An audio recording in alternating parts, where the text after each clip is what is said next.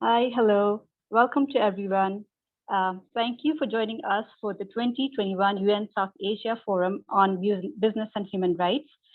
This is the session titled Addressing Gender Bias in New Technologies.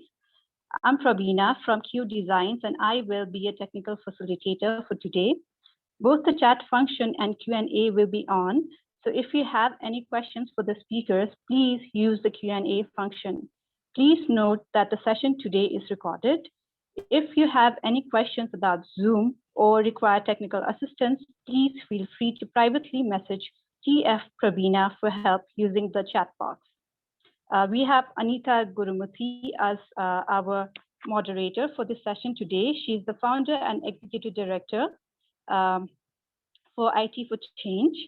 And the session will be started by Harpreet Kaur, who is one of the organizers for the event today. The floor is yours, Harpreet. Thanks, Prabina. And good morning, good afternoon, and good evening, everyone. I don't know from which part of the world you're joining, so greetings to all of you. Thank you very much for joining us for this session today. Anita had kindly agreed to host this session, but she's right now delivering a keynote address at another session. So we thought maybe we could take this opportunity to also sort of test your understanding and test what the session is going to be about. I have with me on the panel today Shubhabrata Roy, who's the founder and chair at Behavioral Insights Architecture and Strategy, BIAS. It's a behavior change company and also a partner at Leapfrog, which is a semiotic company. We also have with us Nigar Dad, who's the executive director at Digital Rights Foundation, a women-led advocacy organization focusing on ICT to digital governance, cyber harassment, and helpline as well.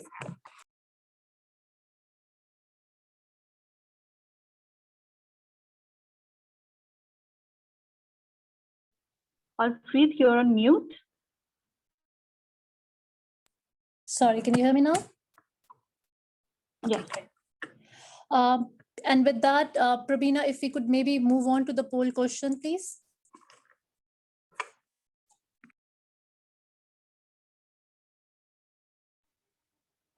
Harpreet, if you can introduce Anya again, because I think no one could hear it.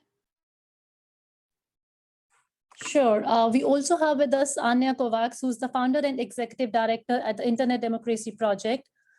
Internet Democracy Project conduct research, advocacy, and debate to create safer digital spaces as well. Thank you, Anya, for joining us. On your screen, you can see a question. When you think of chatbots and voice assistants, what gender comes to your mind first?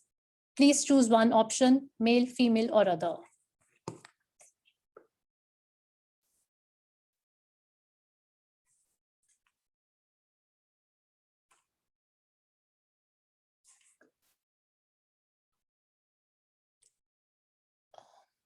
Kevin, can you give me my...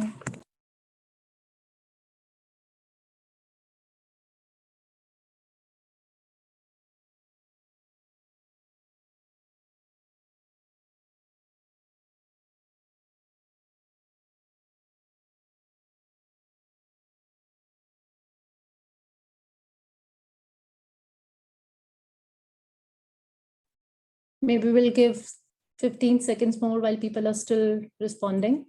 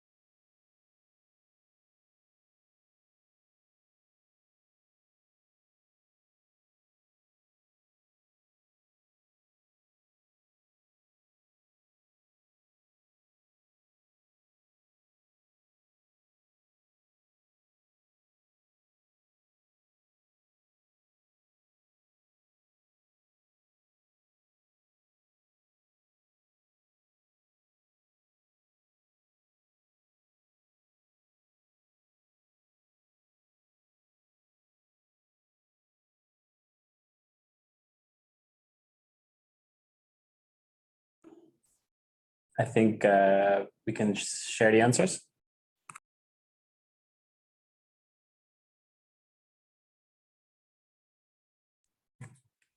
Prabina, can you share the answers? Female, well, that kind of establishes, that kind of help us establish the conversation for today.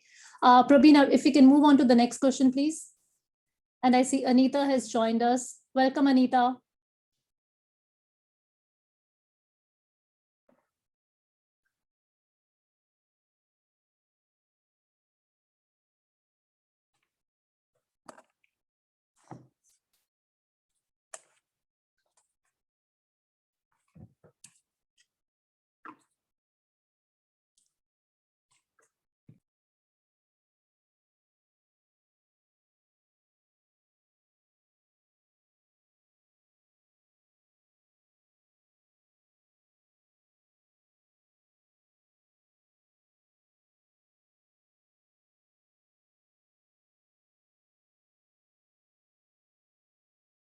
Prabina, if you can share results, please.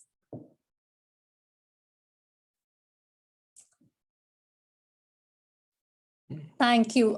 So Anita, before you joined us, we asked two questions. The first question was, when we think of chatbots or voice assistants, what gender comes to our mind? Majority said for men. And then this question was, have you ever changed the default setting of your voice assistant, such as Siri or Alexa? And the answer is no. And with that, I'm going to just hand it over to you. Thank you very much for joining us, and the floor is all yours. Thank you. Yeah, thank you very much. I'm happy to be here at the 2021 UNDP South Asia Business and Human Rights Forum. And we have an extremely accomplished set of panelists today who will address gender bias in new technologies and present their analysis and their work. I just want to set the stage. I mean, the session description itself is very self-explanatory, and the problem is very well understood today that in terms of social biases and technology development, there is a seamlessness, there is an interplay, and the antecedents of social prejudice we know are being baked into the technology. And therefore, in some sense, just like Anthony Giddens pointed out, there is a process of structuration where technology itself is becoming part of those institutional structures, that are perpetuating biases, prejudices, inequalities, and injustices. So we have to see algorithms not really as technological artifacts, but we have to see them as very much part of the social institutions that reshape social relations and gender relations. So why should we be really concerned that society is being reprogrammed in this manner? The concern comes because there is a scale and speed that is pretty frightening. And therefore, I think we have to pause and think really about what to do about the current status quo. And the panelists today are really well placed to speak to those very vital questions of, if this, then what? Where are we headed and what are we supposed to be doing? I'd like to really call to attention a couple of very important issues that we need to pay attention to when we think about the fact that algorithms mediate economic participation. So one is, of course, something that is well understood today, which is about gatekeeping. And this is the often recounted story of ads on Amazon or ads that you look at, which discriminate, and that is because the algorithm recognizes whether you're female or male, right? So gatekeeping is a very important function, and that I think is certainly something that reinforces the kind of gender-based occupational segmentation that operates in the labor market. The second I'd like to talk about is when you're in the market as a worker, then algorithms also play a very, very important role in which you play your role, or you perform your gig, or you accomplish your tasks. So let me take the example of Uber taxi drivers.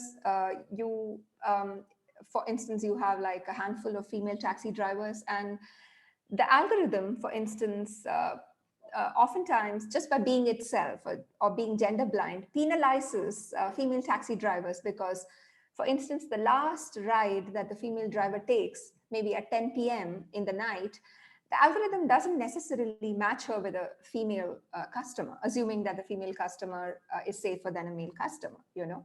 So that is one way in which the status quoism of gender relations gets baked into the technologies. Or take the case of, you know, the poor wages that women micro workers in the Philippines or women micro workers in India, you know, have to suffer. You know, that's because on Amazon Mechanical Turk, jobs are different for the US micro workers, and jobs are different for, you can't, if you're an Indian, you can't bid. The algorithm prevents you from bidding for a job that is meant for a US worker. And obviously there will be a pay scale differentiation for that job between, you know, what the requester on Amazon Mechanical Turk is willing to pay for a job that is visible through the algorithm to an Indian worker versus a US worker. We've also got some interesting cases in the recent past of companies like Amazon starting these programs called Saheli, you know, which encourages women's businesses to come online and sell online, right?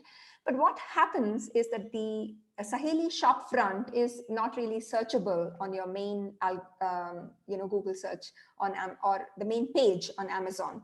So the shopfront of a cooperative, if you're running a cooperative which is part of the Saheli program, it's highly unlikely that it will show up if you're doing a general search. So I think also that the third layer that we have to understand in terms of this intermediation is the platform business model itself. And I'm sure our speakers today will speak to this, which is based on virality and the preservation of monopoly profits, which is why in recent months, you've seen that very big companies, including companies like Google, have been under scrutiny for firing its employees who have called out to algorithmic biases.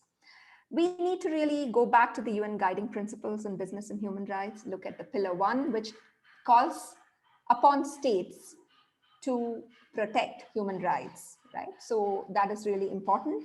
And pillar 2, which is about corporate responsibility to respect human rights. And I do think that today's conversation will move along these two very, very important poles. With that, I'd like to invite our panelists, and we have with us today Anya Kovacs from the Internet Democracy Project. We have Shubhabrata Roy, founder and chair, Behavioral Insights and Architecture and Strategy from that unit. And we have Megha Dad, founder and executive director of Digital Rights Foundation in Pakistan, and she's also a member at Facebook Oversight Board. I presume, Harpreet, that Gayatri Kandadai couldn't join us, or is she with us today? No, she would not be able to join us. Yes. Apologies to the audience on that. She had a kind of emergency at home and she couldn't join us. So let me kick off this conversation, and I would welcome and encourage the panelists to set up a kind of debate and a dialogue and a dialectic among your perspectives, and I would do my best to facilitate that. So we begin by talking about, and Anya, I would like you to, from your work and your interventions through research and policy work, tell us about the gender biases and gender-based discrimination that is part of this kind of larger algorithmic paradigm, and what would be specific concerns with respect to that I think the general public needs to be aware of. Thank you, Anita, and also thank you for having me here today and making us a part of this very important discussion, I think. With regards to your question, Anita, there are several levels at which that question can really be addressed. I think at the first level are a variety of challenges that are more and more recognized today, right? Concerns regarding the people who build algorithms and machine learning deployments, and also regarding the data that they use to do that. And the example of Amazon's hiring algorithm comes up again and again because it was so sharp. They used 10 years of CVs to build an algorithm to hire the best people. But since they hadn't been hiring a lot of women, the algorithm actually flagged being female as something that works against you. So that was kind of perhaps an extreme case. To their credit, they ditched the algorithm. But what it highlighted was two different things. One, of course, the problems with the diversity of the teams that built this. If you only have one type of person, which tend to be in most societies where, whether in India or in the West, it tends to be men from fairly privileged backgrounds. Having one-sided members on your team means that the questions they ask are one-sided and the way they imagine the world is one-sided. It's one perspective only that is represented. And then the second challenge that's often highlighted, of course, is the biases that are there already in the data that are being used. So even if you have a diverse team, you have people who are really critical, conscious, self-reflective of what they are building and how they are building it. If you have a data set in which gender, for example, is heavily underrepresented, like in the Amazon hiring algorithm, you are going to run into problems no matter how good the intentions are. The challenge is, of course, not only with underrepresentation, it's also there with overrepresentation. We've been drawing attention, for example, to the fact that in several police manuals in India, the police is allowed to preemptively arrest or target transgender people when they are seen as a threat to public order or when there is unrest in an area that would justify such arrests. As a consequence, transgender people are likely overrepresented in the police statistics in those states purely based on their gender, not because they themselves have personally posed a higher threat. And so then, of course, if you start deploying predictive policing algorithms, as are being increasingly rolled out in India, this is going to ensure that more policing will be targeted at a group that is already so vulnerable, simply because they became hyper visible in the data, precisely because of their vulnerability. I wanted to attract attention, though, to two other things today. And in a way, I think they go beyond the concerns that are often recognized.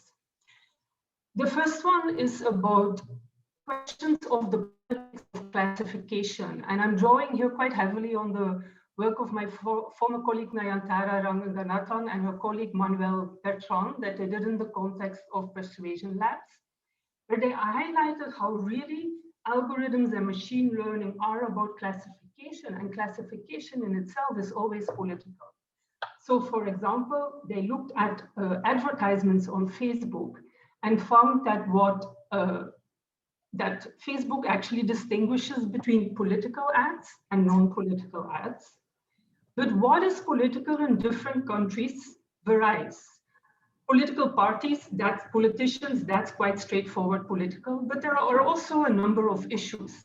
And so what they found, for example, was that for long, abortion was classified as a political issue in the US, and then it wasn't anymore. There are a lot of questions to be asked about the future of our struggles around gender equality when platforms have the power to do that kind of a classification, right? What happens when Facebook decides to list abortion as a political issue in a country in which abortion is illegal, as it was, for example, in Argentina until the end of 2020, or when it does so in a country where the issue of abortion actually appears to be settled? Labeling has power and influences how we see the world. And so simply in terms of categorizing what is political or what is not, these platforms are putting a framework on how we should read the world across the world, including in terms of how we should read gender and sexuality. Actually, on the second issue, specifically when it comes to gender, Facebook also, Nayantara and Manuel pointed out in their work, reinforces the gender binary. Interestingly, at the front end, as a user, you can now put in whatever gender you want on Facebook. The options have become endless, and this seemed a really, really progressive move. But the data that Facebook serves to its advertisers are still either male or female. So even though at the front end, you as a user might believe that you have been allowed to represent yourself as you wanted to and along a continuum, in practice, the binary, the gender binary that feminists, that sexuality rights activists have been fighting against for decades is being reinforced by Facebook again, without us being aware of it, even more so, because at the front end, it seems that what they are doing is actually progress. The whole question of classification is something that vulnerable groups, vulnerable persons are often actually quite conscious of themselves. And I think we often underestimate this. There is a fear that, for example, through the linking of databases, vulnerabilities can increase, and this affects people's behavior. In our work, we spoke, for example, to Raina Roy, a transgender activist from Eastern India, who worked extensively with sex workers who are transgender as well. And she explained how— Can you see on your screen? Sorry? Sorry, Anya. Okay. So Raina explained how a lot of transgender sex workers at some point in that she worked with had started to use Paytm, a payments app, to receive payments from regular clients. Now, at some point in time, the Indian government actually mandated the linking of Paytm to Aadhaar, the national ID in India. Aadhaar has gender as one of the categories, that is data that is collected standard, and in many ways to the credit of the government, it has 3 options, not 2.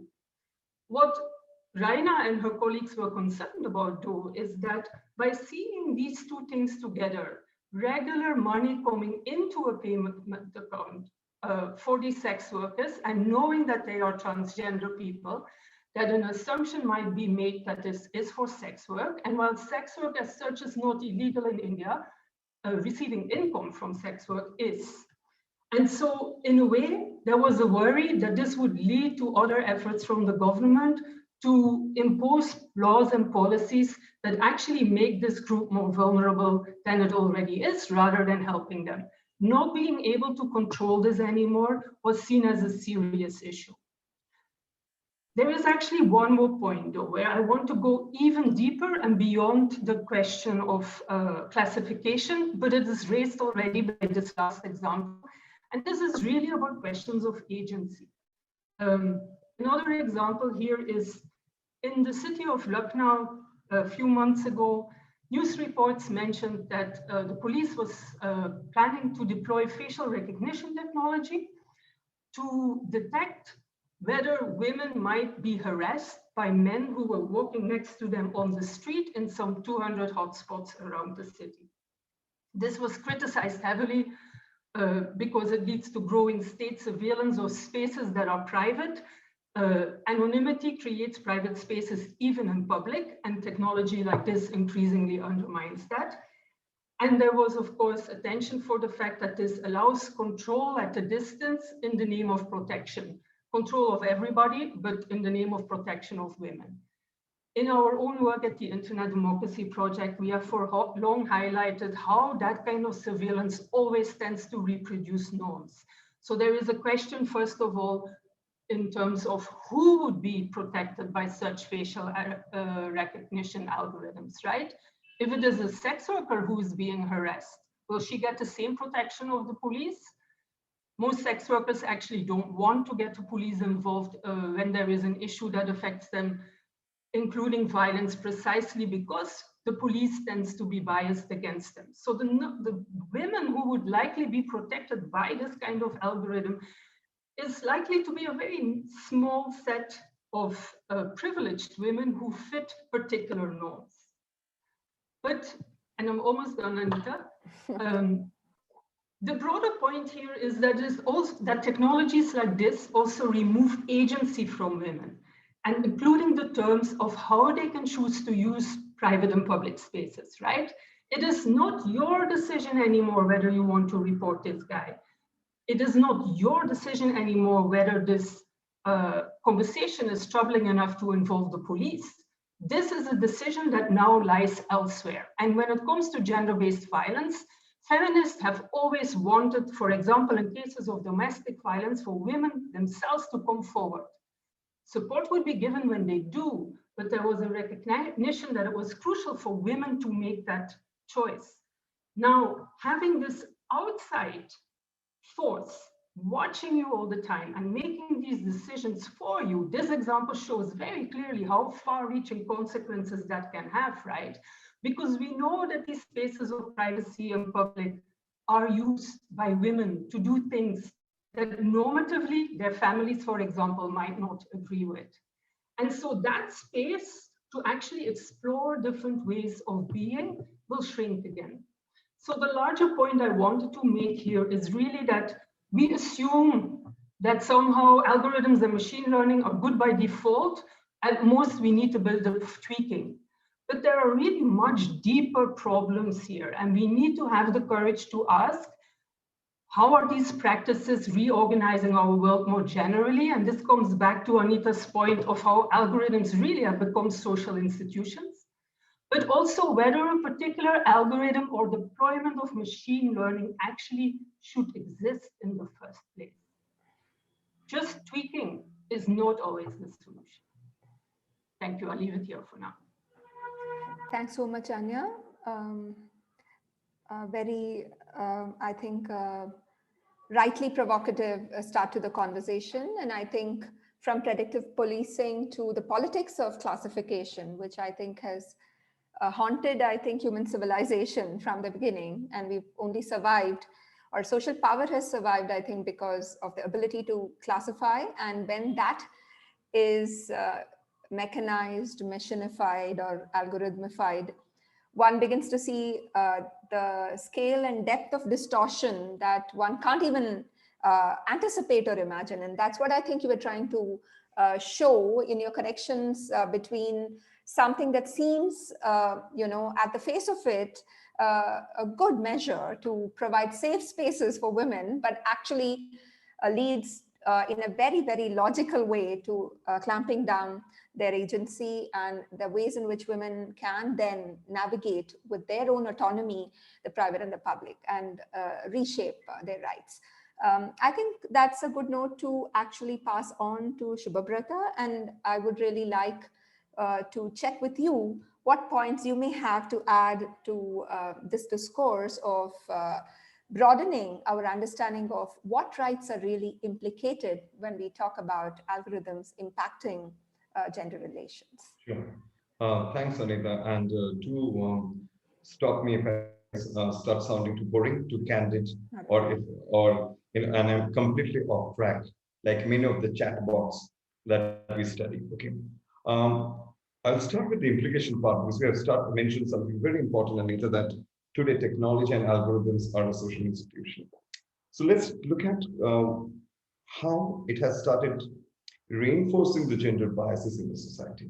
And I'll talk about India per se, because what me and my team at LeapFrog, which is a semiotics and a communication specialist, okay, we are studying how gender biases get reinforced again and again through chatbots and voice assistants. Okay.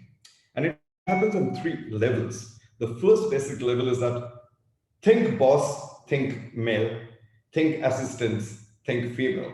And I was smiling when the first instance that when people said, what do you think of the gender of a chatbot or a voice assistant? And the poll, no, though not on a statistically significant scale, said females.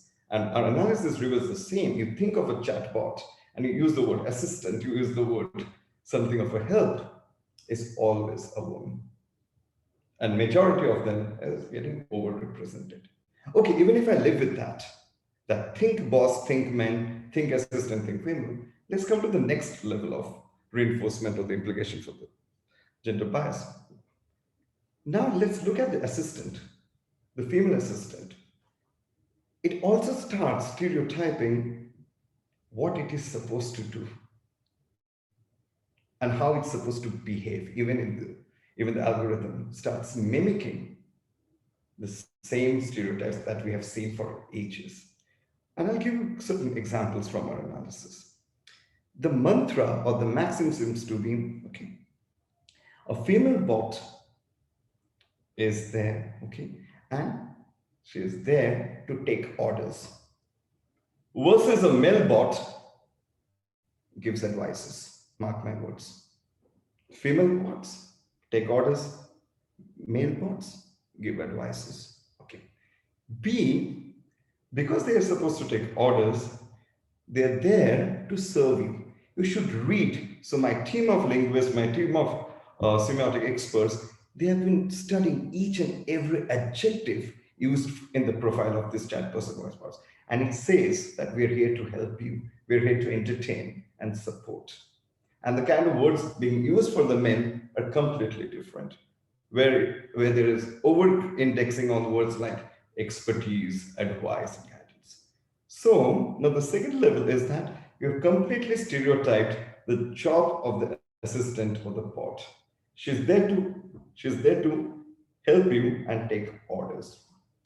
And the third implication thereafter is that because think woman, think assistant, think woman, whichever way you look at it, and she's there to take orders and provide support, the implication is at another level, at the third level, which is man-woman interaction, where we have found evidences that many in our surveys have confessed that yes, they have been inappropriate while dealing with a voice assistant or a chatbot, because there's no code of conduct out there. It's almost like because there's a power dynamics that tilted towards me and she's there to serve me, it's almost like she'll do anything to please me. There's the unsaid one. And that's why I'll end with the classic quote from the research that it's not a question about whether I would have blushed if I could. The question is that the solution is neither what it is currently, which is that most of the chatbots, if you say something flirtatious or something inappropriate, will say, I do not know how to respond to that. The answer should be, that's offensive, and I'll report to you. So that's from the social cultural perspective, that how it's reinforcing biases again and again. And for the millennials who are going to come and the Gen Z, this is going to be a classic transference of that. Yeah. Last but not the least, let's look at it. We also have been interviewing some of the makers of these algorithms. Now, when we ask them, what is your perspective on that? And the trend, and you can mark my words, that come 5 years down the line, we'll see this happening. The knee-jerk reaction to this is very much like the knee-jerk reaction that was towards Me Too, which is completely stop representing females in the bots and chats, which we call from a behavioral science perspective overcompensation. So the strategy is okay. The way CXOs and C-suite executives had said, okay, if it's going to be a trouble area, let's not hire females. So similarly, going forward, if it's going to be a domain where there's going to be controversy, then let's not have female chatbots, or let's not have female voice assistants. Or the other overcompensation strategy is, in the lack of a better word, completely degender it or unfeminize it. That's not what we're looking at. What we're looking at is the right portrayal of it and an appropriate representation of the algorithm. That's it from my side. So those are the 4 implications. Thank you so much for that.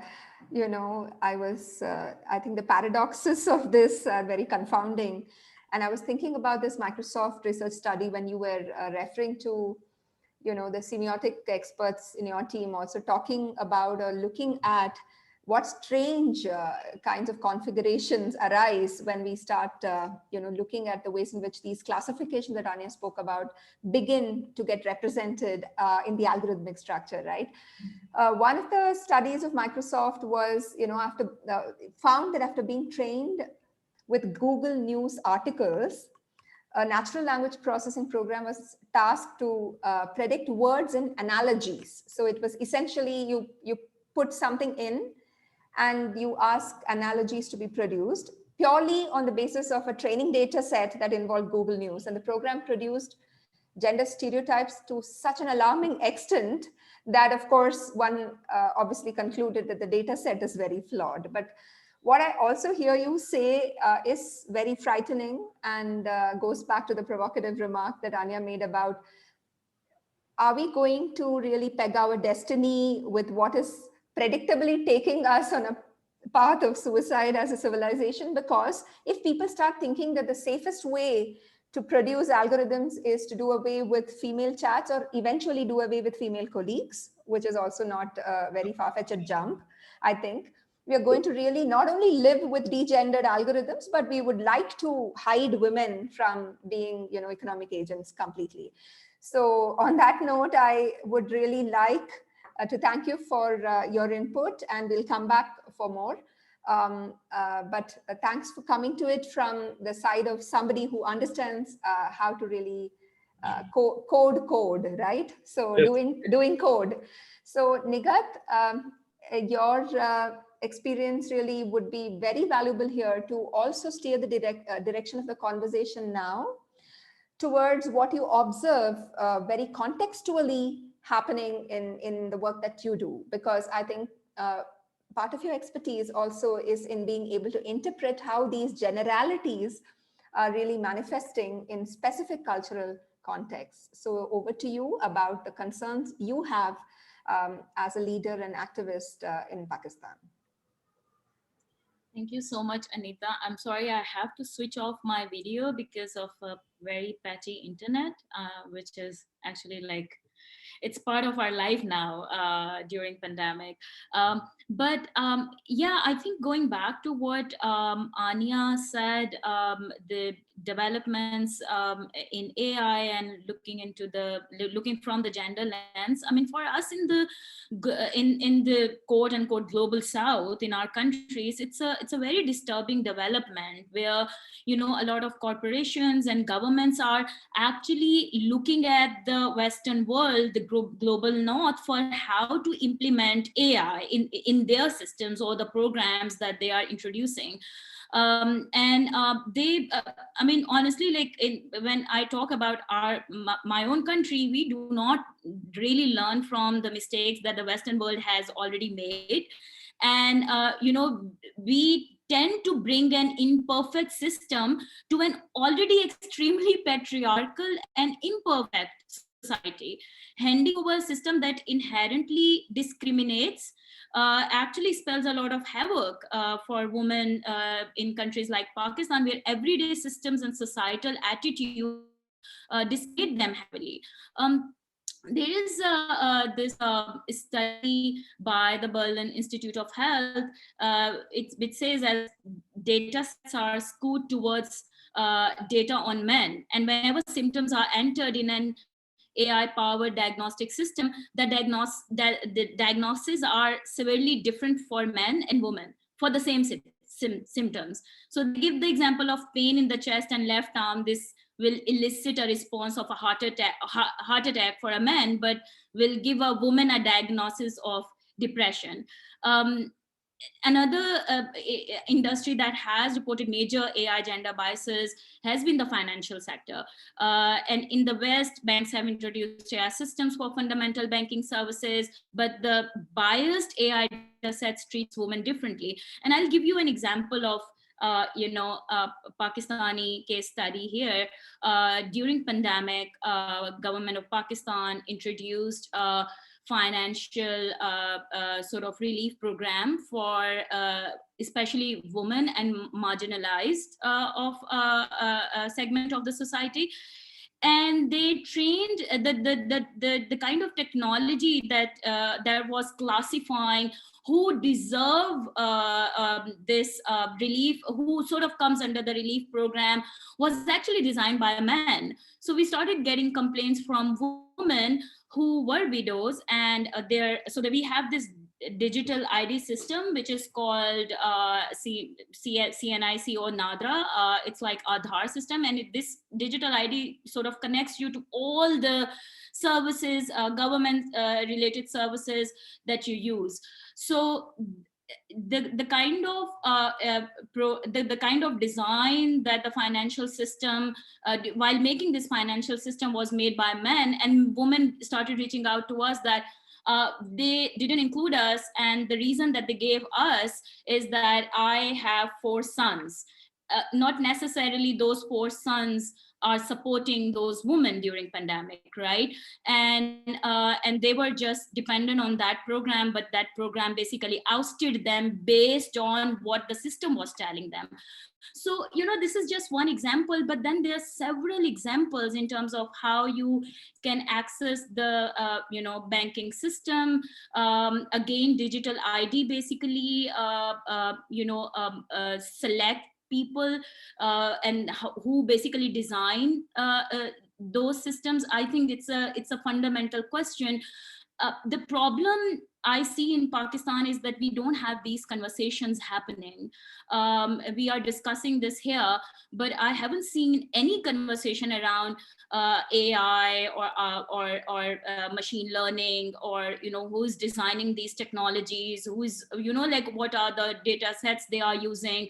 What are the indicators? And these are huge questions that just bunch of people ask government, and there is absolutely no response. So my worry is that the kind of systems or the designs we are copying from the West, which are already imperfect and erroneous, we are actually making our already flawed society, more at risk.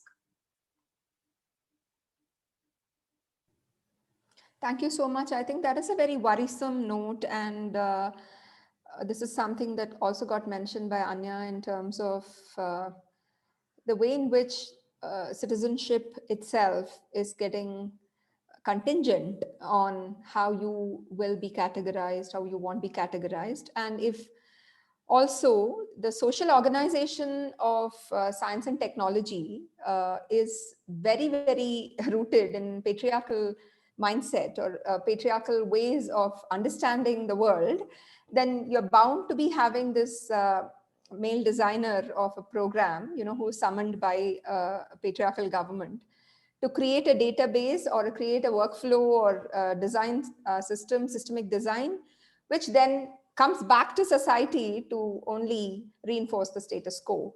So your example about how the claim does not go to the woman, I think is a very important caution.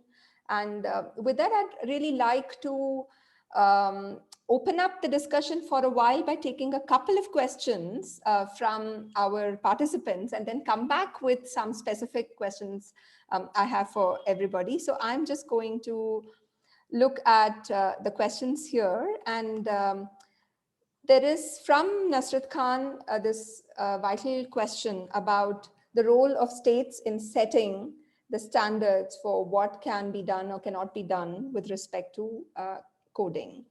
Now, given that pretty much everything that we do and don't do is mediated by algorithms, I'd like to first pose this question to Anya. What are some of the ways in which governments can mitigate algorithmic bias? So is there a role for regulation? Is there a possibility that we could shape, not just tweak algorithms, but continuously shape algorithms? We do live with imperfect institutions, like the entire educational setup is a classic example of what certainly feminists, if not all women, would want to dismantle and build back again. What would we do about dealing with algorithmic bias, and is there a role for the government? Thanks, Anita, and it's a very important question. It's also, in a way, one that a lot of the work of the Internet Democracy Project is trying to address at the moment. What we argue, though, is that really we need to start by fundamentally rethinking what data is before we will be able to develop actually the appropriate solutions. So I think there's definitely a role for the state, even in terms of some of the very important questions that Shubha was raising earlier about what is discriminatory, how that should be perceived, even how a chatbot should react, right? I really appreciated his comment that really the chatbot should say, this is offensive and you should be arrested and take action in that way. Where there is discrimination and a threat of violence, for example, it's illegal, and why should that not be dealt with at a chatbot level? The reason why we don't think of those solutions more often, and why for many people this still sounds outlandish as a solution, is really because of how we conceive of data. So at the moment, data is largely talked about as a resource. It's something that sits in everything. You can take it out of that thing. You can then do with it what you want, and it doesn't change the thing or the data. It's just out there, up for grabs, ready to be mined by whoever wants to take it. We also give data enormous power. We believe that just making sure that you have enough data about something means that you are going to get the truth. In practice, however, data is not experienced in this disembodied way by people, and especially not by people who are already vulnerable. Instead, we tend to actually experience data as an extension of our bodies. If you have ever typed something into a search engine and had a moment of hesitation thinking, where is this going? A hesitation which you could physically experience in your body, you have had that experience of how data is intimately connected to our material realities. And that's because both our bodies and our data and our actions are the gateway through which we provide data, right? Even if it is about your mental state, you still need to type it in somewhere for a platform, for example, to be able to know that this is what you're thinking. But also on the other side, because our bodies and its actions are the target of any algorithms or machine learning deployments that are about people, right?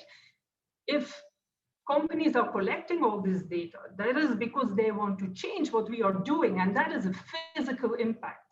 So in practice, what we see is that our bodies are actually linchpins in the creation of data flows and in the channeling, or you could even say weaponizing, of their impact. Increasingly, decisions that deeply affect our physical bodies are taken based on our virtual bodies. And so the line between these two is really becoming irrelevant. And the Dutch scholar Irma van der Ploeg has argued that actually this is a fundamental paradigm shift in how we conceptualize our bodies, which we should start to take into account in how we deal with data governance as well. In practice, it would have a number of consequences. One is that a much broader set of harms will come into our purview and can be taken into account when you actually recognize this link. For example, some time back, there was this young man who had invented an app through which you could imagine any woman of whom you had enough pictures, and you didn't need many, naked, what she would look like naked or what she would look like in a bikini. Now, if you look at research about how women who are the targets of the non-consensual sharing of sexual images experience that, they don't talk about it as a data protection violation, even though in most countries, including in India, that is how the law addresses it. They talk about it as a violation of bodily integrity. But we are not able to address that in law, that particular harm, which is actually the crux of how this is perceived and experienced by women, because we don't think of data in that way. So putting people back into the debate about data, putting our bodies and the physical grounding of all this data in our material realities back, makes us see harms that we cannot even talk about right now. It also brings into much stronger relief the question of representation. Shubo already asked that word, but if our agency is eroded, that also means that our representation of ourselves is no longer in our hands. And since algorithms are always conservative, they depend on what went before, this raises really big questions for social change. And with that, a broader question of justice comes on our radar then. Because as an individual woman, I cannot oppose being drawn into this net. I cannot define or redefine the terms on which all of this is happening, right? It's again that signaling that Shubho and Nigat were both talking about. So unless we fundamentally start to rethink data, stop talking about it as a resource, stop talking about it as a national asset that the government should be able to hold in its custody, but think about it as something that is fundamentally linked to our own agency and autonomy as human beings, we are not going to get the right laws.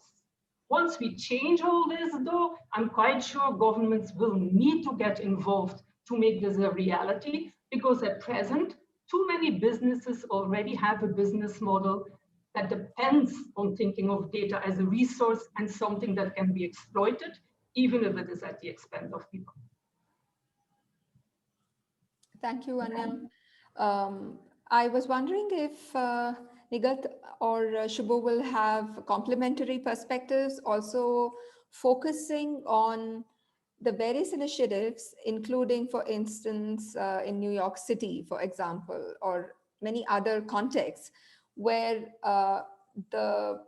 either the central or the subnational governments have constituted expert committees to make recommendations on opening up algorithms, considering that algorithms are very much part of a company's trade secrets, right?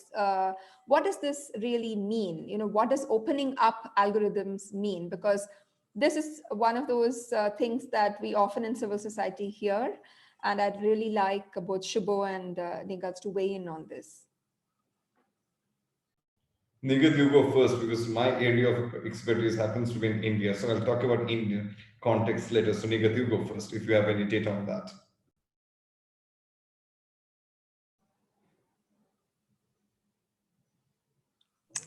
I think Nigat got dropped. She had a patchy connection. We're trying to reach her. Sure. Shubho, it's fine if you would like to contextualize it in the Indian experience, but also looking really at the ways by which, you know, even if we were to go back to the drawing board and think of a new data paradigm, and maybe, you know, that eventuality could arise in an optimistic world. We know that at the moment we are on the juggernaut, and therefore we need to do something about algorithms. And so from the perspective of the oversight about algorithms that people talk about, what is your view? Okay. So let me start by setting the context out here. There's too much of mystery around AI and algorithms, okay? At the end of the day, we use the word AI so often, artificial intelligence. And if you look at the binary opposite of that, artificial is natural and intelligent is stupidity. Now, the AI does not have a brain of its own. Let me bust this myth for once and all. It just mimics and it regurgitates whatever it has been taught. So if there's natural stupidity on the other hand, which has been taught to it, over a period of time, it will give the same thing back, because it inherits biases from the social and the social and the cultural context. Okay. If we have to relook at it and how algorithms should be looked at, there are three primary areas that we have to focus. First is acceptance. Currently, and I don't blame them, because Anita, Anya, Nigat, and everybody, it's not intentionally done. You have a bunch of young coders who are primarily trained in computer sciences, who are amazing at coding, who are working 24/7, and they're trying to solve a business problem. They're not trained on UNGP guidelines. Sorry to say that, Harpreet. They're there to solve a problem. And their focus is, okay, let's train this as much as we can. And after that, the algorithm and the AI and everything starts self-learning. But the problem is, where does it learn from? It learns through its interaction with people. And where do people learn from? People learn these biases, or they inherit these biases through its interaction with the socio-cultural building blocks. And how do they interact? They interact through the semiosphere. And I'll introduce this word. What is the semiosphere? It is these building blocks of these prejudices and biases. The language, the tonality, the visual image, not only those, the anecdotes, the solutions, everything constitutes the building blocks. Unfortunately, data scientists and other makers do not focus on that. And that's exactly where our analysis reveals certain data points. To just give you some examples, let's take the name of the chatbots. When it comes to a female chatbots, it's Tia, it's sweet sounding small names. But when it comes to male chatbots, it's Guru, it's an expert. Those are the words. Let's now go further, because Anya spoke about objectification and sexuality. Let's go forward. We'll look at the visual representation of these chatbots or voice assistants, or any tutorial, whether it's financial institutions, whether it's Zomato, whether it's Facebook. You look at the visual representation of these chatbots. The framing of the man is restricted to the face. Middle-aged, at most wearing a suit, okay? Be spectacle with the wise guy. The woman is always shown with the bust. This not, and we have analyzed each and every possible female chatbot. Voluptuous hourglass figure. The face and the bust will come together. That's the second level input for the data manager. But he's not doing it consciously. He's simply doing what he has been taught by over generations. Oh, my boss has asked me to create, okay, let me focus on the business part of it and what he calls all this creative or softer nuances. But he or the organization forgets that these are the main things to be taken care of. Let's move further. Now I've spoken about the names and the visual depiction. Let's move further to another area of inputs further. If I have to rebuild all the algorithms of the chatbots, the roles that they play.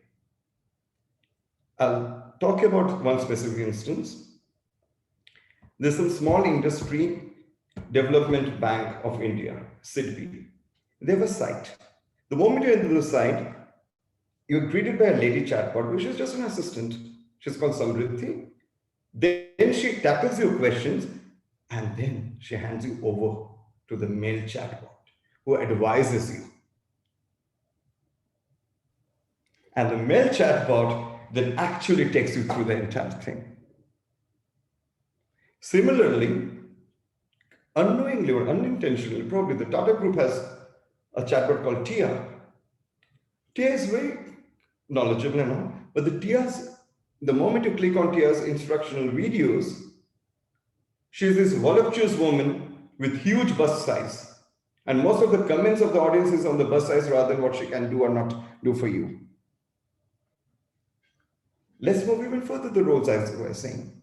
Invariably, the positioning of the male chatbots are like advisors, experts. So the language that you were talking about would be, in my experience, in my expertise. Vis-a-vis the woman says, okay, is there anything else I can help you with? Almost dry washing their hands and always there to serve you. The point I'm trying to make out here is that it's necessary for designers and makers not only to give equal importance to the UI and UX part of it, but also to the semiotics of the cultural and the gender sensitivity part of it. And that can only happen let me just conclude by saying that can only happen when we do three things. One, We have to sensitize them about it, that yes, the problem exists. And we're not blaming you. One of the things that we did was that we asked many of the designers to take an implicit bias test. Harvard has this amazing program called Implicit Harvard, where you can take a gender bias test. And empirical research has shown this, Anita, that the mere taking of the test sensitizes you. Forget the scores that you're gender biased. That's one. The B part of it is that you've got to pay more attention and create semiotics and sociocultural guidelines and keep monitoring those in terms of the icon, in terms of the language, in terms of the lexicon. Because currently everything is flawed. Because as Anya was saying, when we think of data, we think of it as a lifeless numbers or some facts. But the reality is, as Anita, you were saying, it has a life of its own. It's a social institution and which has a huge influence on us. So that's from my side. Thank you. Yeah, I think pointing to the internal churn that is much needed and I think long necessary within the industry also takes me to one of the questions that has been asked. But before we go to it, I'd like to also possibly flag, to put in perspective, the context that already companies do demonstrate some kind of, either because there's a consumer side pressure or because these debates have become far too, I think, sticky for them to ignore. And there are certain, so-called good practices. For instance, in our research, we found that in urban company, if you really looked at their workers who sign up for gigs and who render services in customers' homes, if a worker were to flag any customer or client as having harassed or abused, the company does undertake like an independent check. And once that inquiry is over, and indeed it has been established that the customer has been abusing the worker, then what they do is they deplatform the client. So at some level, I think when algorithmic environments are interacting with social ethical processes, it is possible to build platform ecosystems that are much more responsive and much more respectful of women's human rights. And we do see those things. But I think we have a long way to go to even look at the sciences of programming into algorithms of affirmative bias. And I think that there are innumerable guidelines. And one of the questions, and do we have Nigat back with us? Yes, I see Nigat online. All right, Nigat, I have a question for you, which is from Sangyan Choi here. And I think it's a very important question, and maybe your own role and your experience in the past with having been part of these boards and tried to play the role of persuader influencer can throw some light on it. Recently, we got to know also that Microsoft has committed itself to following certain ethics and being compliant with respect to human rights due diligence, right? And this is part of the Microsoft CSR's voluntary commitment. What we see here from Sangyan Choi's question is that Facebook has also released a corporate human rights policy for the first time yesterday. I think we are in a devil and deep sea predicament, right? We do know that much of our public interactions, much of our public statistics, public data, all of that is locked up in enclosures of these platform ecospheres. And therefore, very often, to do the most obvious thing you would do earlier with respect to your local library or somewhere else, you have to really rely on the largesse of these corporations. So do we trust them to respect the international law? Do we trust them with these internal ethical processes? Is change really possible in a very feminist sense of transformative, longer term, a horizon where we will actually see radical changes? Is it possible incrementally if we actually leave it to companies to embrace their own standards? Is that something you see happening? All right. So, like some of you know me that I have been, actually criticizing all companies, including Facebook, quite a lot with regards to their flawed policies, community standards, reporting guidelines. And I think why basically I decided to be part of this independent oversight board because I was also tired of screaming outside of this decision making arena where few people have power to make decision around content moderation, and God knows how they are making all these community standards. And with this oversight board, my hope when I joined was to actually, like holding this company accountable about all the things that we have been saying all these years. And yes, there were very important questions around, the board scope, and there were questions like why we are not addressing some of the biggest issues like harmful content, images of self-harm, or political misinformation, things like that. And I feel that although our bylaws and charter has outlined the board scope, but in last couple of months I have seen the kind of cases that we have received or that we are looking into, and the kind of decisions that we are making. I think we are interpreting the charter, the board is interpreting the charter the way we actually want to see this company accountable. So yes, there are ways where and I really hope that this oversight board actually it should be a successful experiment, but let's see. I mean, we all are trying our best. At the moment, it includes reviewing appeals from users regarding content allowed to remain on Facebook or Instagram, and these types of appeals should be possible within few months. As Facebook finalizes the technical infrastructure to allow users to appeal content decision. I mean, there's like there is some policy hindrances that they are looking into in terms of protecting the privacy of user data. But I feel that over the next couple of months, I think people will see the kind of decisions that we are making and how we are actually broadening our own scope while interpreting our charter and bylaws. So I don't know if this makes sense, but if this experiment it will be successful in the future, I think it will set a good precedent for the other companies to maybe set up their own independent oversight boards. I don't know.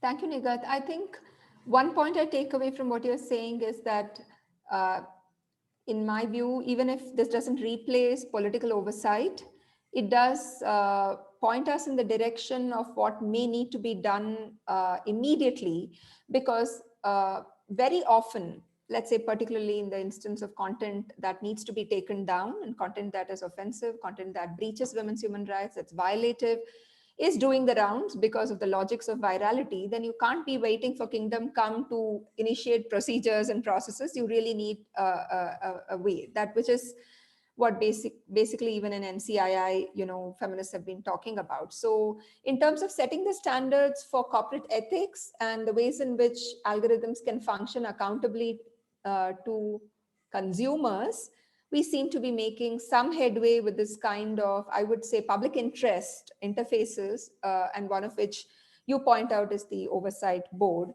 Of course, these mechanisms are partial, and we would still have to answer this question about what really is the role of government in terms of protecting women's human rights. And in fact, a question comes to mind that if indeed algorithms could be programmed to enable us to be a more reflexive society, then there are a few options, and I would perhaps like to put them on the table here as one or two conversation starters, and I'd like each of you to come back. So on a platform, it is possible, for instance, Uber has a handful of female drivers.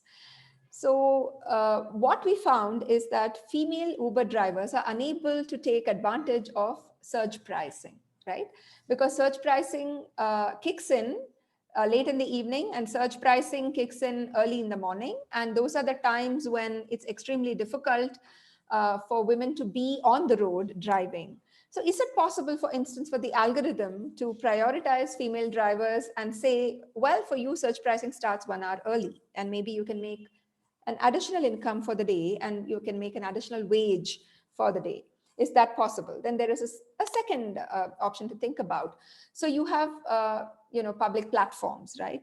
You have eNaam in India.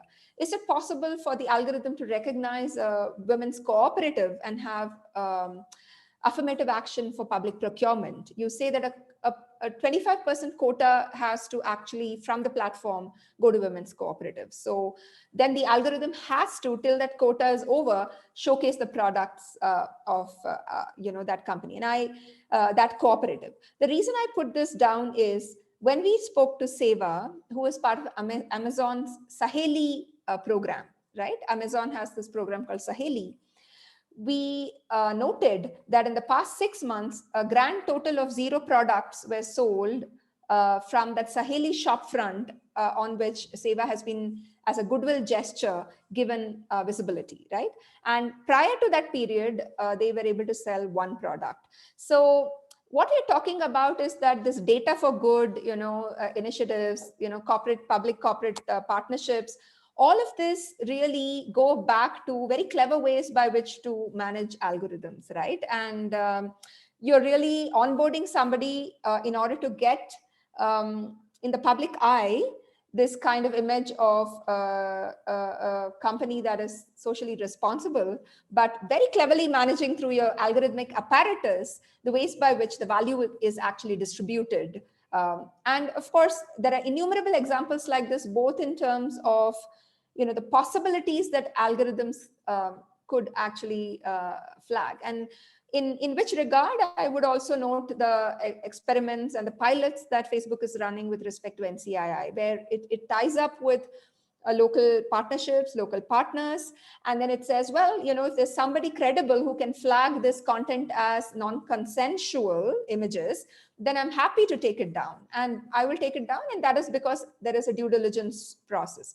So what I'm laying out for all of you to respond to is, could we think of corporate responsibility to take affirmative action so that your algorithms can be programmed in positive ways? And what would you recall are instances or hypothetical instances of how this can be made possible? So, I mean, any of you can go first. So, Anya, if you will.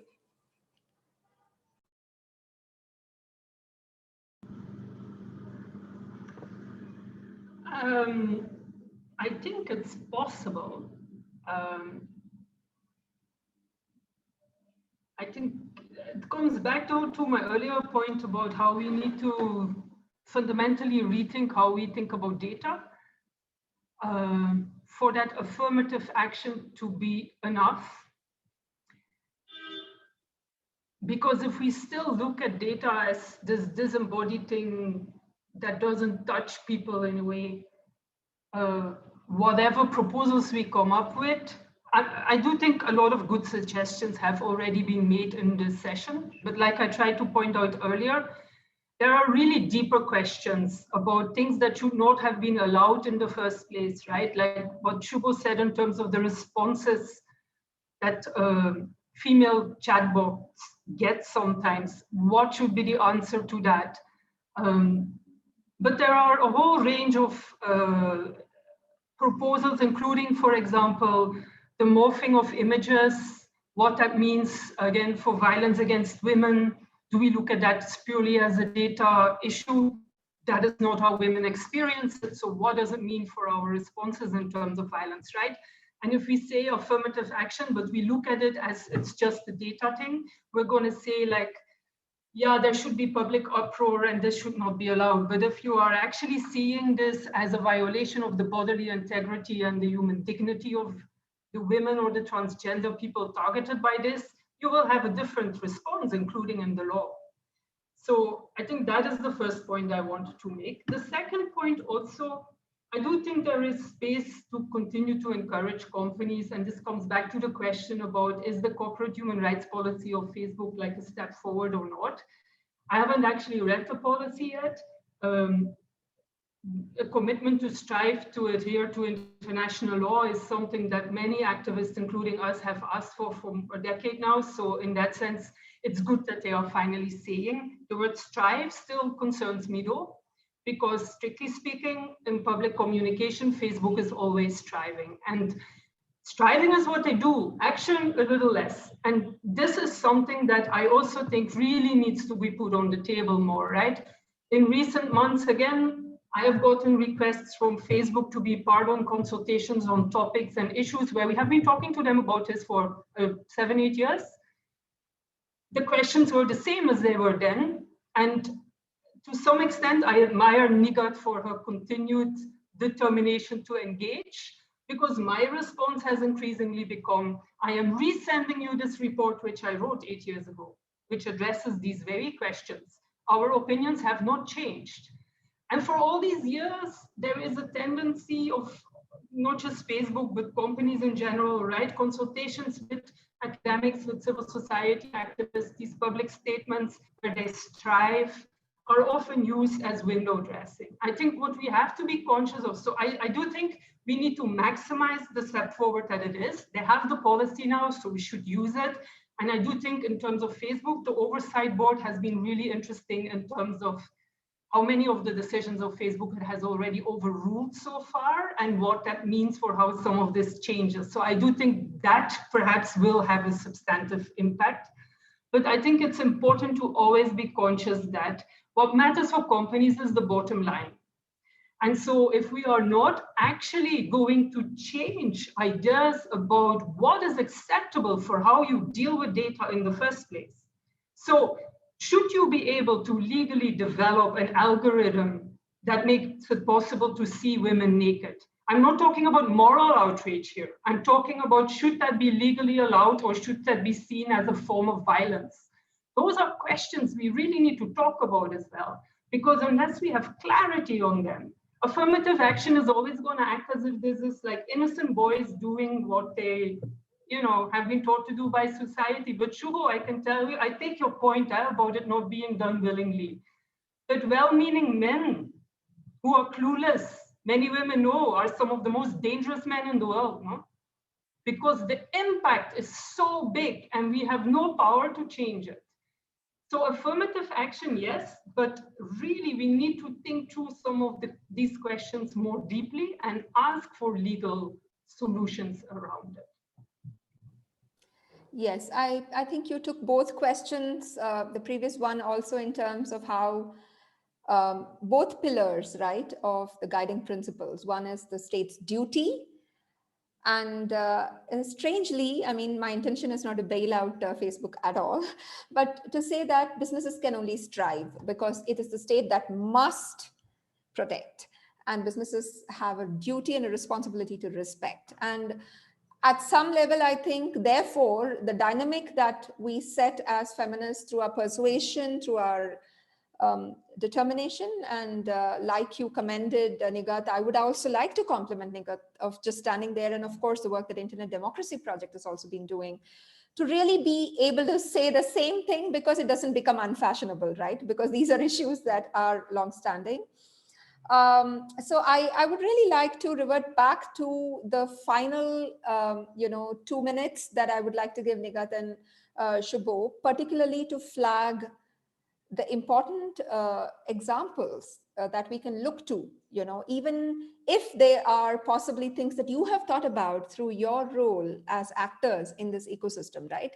Shubho's in entering this discussion and analysis from an entirely different standpoint from Nigat, but there should be, at least for us, if people asked us now, what are those 2 instances where you think affirmative action is possible, either from the law or from companies, how would you program differently? How should the algorithm discriminate, but do so to destabilize the status quo, right? How could we think of two instances? And if you would keep your responses short, but unleash your imagination wildly, that would be wonderful. But yeah, over to you, Shubho and then Nigat. Okay, let me go first. Simple, Anita, the business part has to play a much stronger role, as you correctly said. If this business case, for example, let's take your Uber example. Search pricing is currently dependent on the demand and supply during certain hours. However, I am pretty sure there would be a certain segment of the women customers who would be willing to pay a premium for a woman driver. That makes a case for the women. Similarly, we again have to look at who are the key buyers on Amazon? Women. So now if we start looking at and start giving attention to this business cohort, ultimately will start making sense. From the government's perspective, I heard I'm not a specialist in policy and regulations. However, there got to be some stronger action with regards to the misconduct part of it. Because what I do or how I come across with the AI or the algorithm or the chatbot or whoever has a repercussion on tomorrow how I will come across in reality. So there got to be certain points. For example, there could be as simple as the way you have a credit rating. All these Facebooks and others, Googles, they could have a rating of a customer based on their interaction and their appropriate behavior with the chatbots. And they could be parts of, if tomorrow, if I'm harassing Siri, at the first instance, Siri says this is offensive. At the second instance, Siri says, I'll go off for 24 hours and you can't access me. At the third level, I said, okay, Siri says that, okay, I'm going to report this to my seniors, and there could be legal action. That itself would deter. And these things, it's not that Facebook, Google, Microsoft, and the big ones don't know. They have been manipulating us in the last decade. And you don't need a Cyril-like social dilemma to tell us about that. They play better psychological warfare than any one of us. They're already aware of it.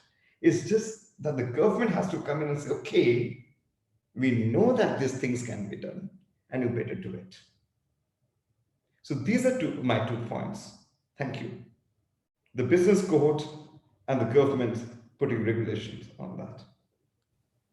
Excellent. Thank you, Nigat. Over to you.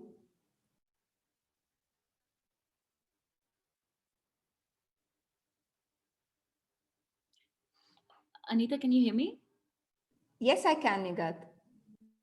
All right. So I think what Anya basically said, these are really deeper questions, and not that these companies don't know what exactly is erroneous in their,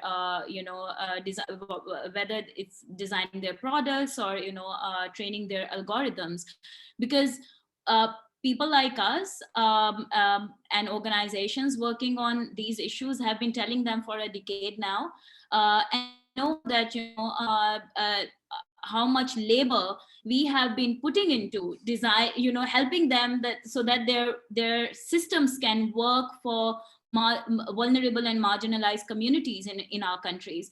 It's a free labor, and I think that's what they really need to consider, not just these social media companies or tech giants, but also global North organizations who are actually dominating this narrative around AI and all the aspects while discussing AI, whether it's human rights or ethics. And whose knowledge is it anyway? I think that's the question that I'll ask, that how they, I get in a month, I think 3 to 4 requests for interview around researches that are taking place in Global North. I mean, why these resources can't be given to the organizations who are giving this knowledge to not just these tech giants, but also Global North organizations working on these issues.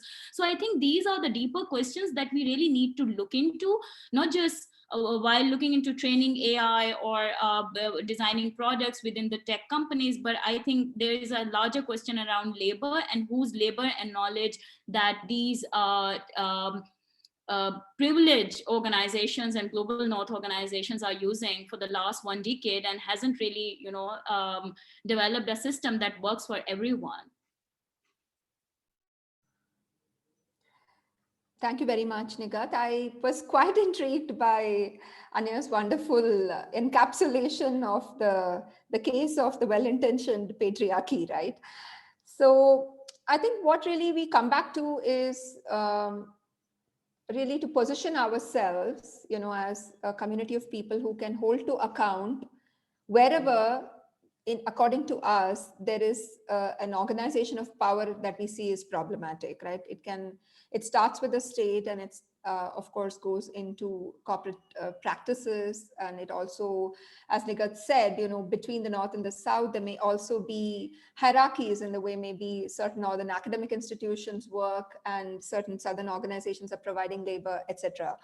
But I think what is important in the discussion that came out today is, where is the choice, right? We have the choice between the benign patriarchy that is well-intentioned versus the malevolent patriarchy that is outrightly violent, right? And we recognize benign patriarchies in the goodwill gestures of big companies, which we will have to scrutinize consistently. We will also have to work with states, work with corporations, but knowing our locations, right? Exactly in terms of what it is that we see as women's human rights. I thank this erudite panel. We missed Gayatri, of course, and I'm sure she would have added a very, very useful dimensions to the conversation. And I thank UNDP for putting together this session, from the concept note to the questions and the way in which you have brought together the speakers. The session was already, I think, going to go well. And I'm grateful to the audience who've been very, very vibrant in terms of posing the right questions, made my job completely very, very easy. And I hand back to Harpreet.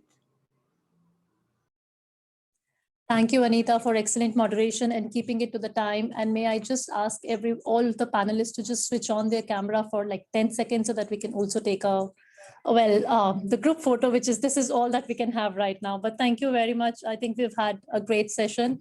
The session's recording would also be made available, and we would share the links on the UN Working Group's website, but then also on other platforms as well. But until we do that, stay engaged in the conversation, and thank you very much. If you could all stay still for like 5 seconds, we're just going to take a quick screenshot. Thank you. Thank you. Thanks, everyone. Thanks, everyone. Thank you. It was a pleasure. And my parting thanks to Anita and Harpreet for this wonderful. Yes, thank you, Shubho. Nice to have met pleasure you. meeting you, Nigat. Yes, yes. Thanks, Nigat. I didn't see your face. It would have been lovely. But some other time, some other occasion. Thank you, Anya. Bye, Harpreet. And bye, Thanks, to the UNDP Thanks, team. everyone. Nice hearing everybody. Bye. Bye.